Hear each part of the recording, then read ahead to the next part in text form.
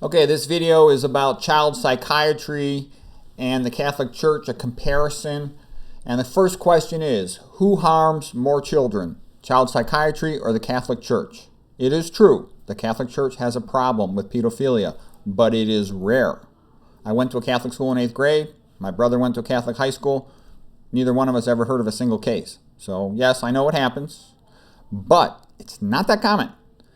How many of you know a kid in grade school or high school diagnosed with AD, ADHD, or childhood bipolar and put on psych meds? Tons of kids. I don't know the exact percentage. I've read different things, whatever it is, 5-10% of kids nowadays. It's a lot of kids. And it's quite obvious.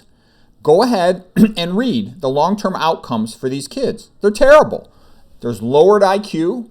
They have accumulation of psychiatric problems and pills. There's tons of books. You can just find the papers. You can read, Whitaker. You can read any of these experts. It's obvious, okay?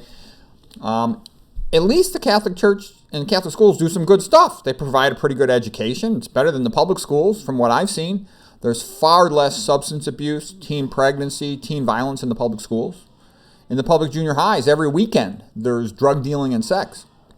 In my 8th grade year, for an entire year, this is back in the 1980s, that was back in the 1970s, there was 0 fights the entire year, 0 people having sex. I would have known about it. And this was, what I noticed from seeing both places is, in the Catholic schools, the teachers were in charge, the nuns were in charge. In the public schools, it was kind of like the bad kids were sort of in charge of the hallways and the social life and everything else. In Catholic high school, my brother tells me this, and I've got other friends, other guys who went there. If they goofed off in class, they would get spanked with a paddle. You'd have to bend over, you get hit with a paddle. My brother had a lot of funny stories about that, okay? And I know other guys who've gone there, and they all tell me the same thing. Not a single one ever was traumatized by it or injured by it or, is obsessed about it or has a psychiatric illness from it that I'm aware of, okay? On the other hand, nowadays, that would be so terrible to spank a child. But they'll drug them. They'll drug them and keep them on drugs their entire life, lower their IQ, lead to all kinds of other psychiatric problems, and make them incapable of employment and going on disability. You will be amazed at the long-term neurological deterioration in kids put on chronic psychological medications. They're terrible. Nowadays you piss off a teacher, they're not going to spank you. They'll just send you to the child psychologist, will drug you.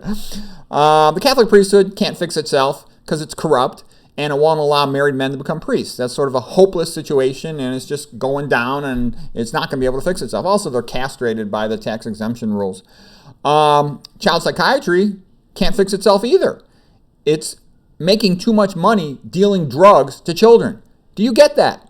These ivory tower psychiatrists giving drugs to kids, they're worse than these pedophile priests, and they're worse than the drug dealers on the high school campus. They keep these kids on drugs with the parents' allowance for years, and it leads to a lifetime on drugs.